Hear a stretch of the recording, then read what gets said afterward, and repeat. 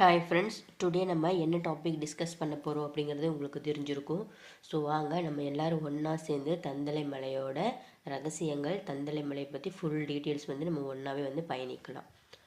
பிரம்மாண்டத்தின் நடுவில் எழுந்த ஒளிமலை, யுகங்கள் பிறந்து யுகங்கள் மறையும் அந்த அளவுக்கு பழமையான காலம். சிருஷ்டியின் முதல் பரவசத்தில், சத்ய யுகத்தின் தொடக்கத்தில் பரம்பொருள் சிவனின் தியான ஒளி தூய தீஜோதி போல பிரபஞ்சத்தை அலைகளாக நனைத்து கொண்டிருந்தது. அந்த தியான ஒளியில் இருந்து ஒரு தீவிர சக்தி பூமியிலே இறங்கியது. அது வடக்கே இமயத்தின் அமைதியைப் போலவும், தெற்கே புனித மலையின் அருமையுடனும் கூடிய ஒரு புதிய சக்தி தலமாக உருவாகவும் தீர்மானிக்கப்பட்டது. அந்த ஒளி கலந்த கற்கள் ஒன்று கூடி உயர்ந்து கொண்டே போய் தெய்வீக தியானத்திற்கான மலை என்ற புராண வரம் பெற்ற மலையாக பிறந்தது. அதே மலை பின்னாளில் நாம் இப்பொழுது பேசிக்கொண்டிருக்கும் தந்தலை மலை என்று அழைக்கப்பட்டது. மலை பிறந்ததும் அனந்த காலத்தில் தியானம் செய்த அகவல ரிஷி அந்த இடத்தை நோக்கி இழுக்கப்பட்டார். அவர் ஞான திருஷ்டியில் பார்த்தார்.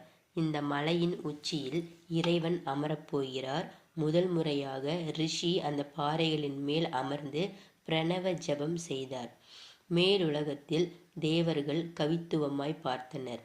மலையின் அடியில் காற்று கூட மந்திர நிசப்தத்துடன் நிலை கொண்டது.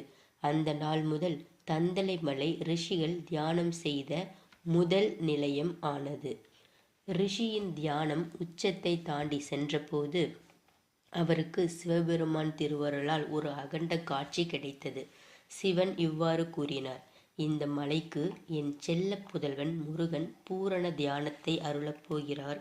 இங்கு அமரும் சக்தி யுகம் யுகங்களுக்கும் குறையாது. அதன் பின் மலைக்குள் மறைந்திருந்த ஒளி பாறைகள் திடீரென பிரகாசித்தது. மரம், காற்று, கல், மண் அந்த நாளிலிருந்து தந்தலை மலை சிவனின் வரம் பெற்ற மலை என்றே பலரால் அறியப்பட்டது. இந்த மலைக்கு ஏன் தந்தலை என்ற பெயர் என்ற கேள்வி அனைவருக்கும் எழுந்தது. புராணக்கதை கூறுவது, ரிஷிகளில் யாகத்தில் தேவர்கள் ஒன்று கூடி இந்த மலை தெய்வங்களின் தலைப்பகுதி போன்ற உயர்வு கொண்டது. தெய்வ தலையடி தந்தலை என்று அழைத்ததாகவும் குறிப்பிடப்படுகிறது. அதாவது தலையின் மீது தங்கிய தெய்வ சக்தி என்பதே தந்தலை என்ற பெயரின் உண்மைத்தன்மை. சிலர் இதை தெய்வங்கள் தந்த தலமாய் மாற்றிய தலை என்றும் சொல்வார்கள். இது இரண்டும் உண்மையே. ஒரு புனிதமான அமாவாசை இரவு. மலையின் முழுவதும்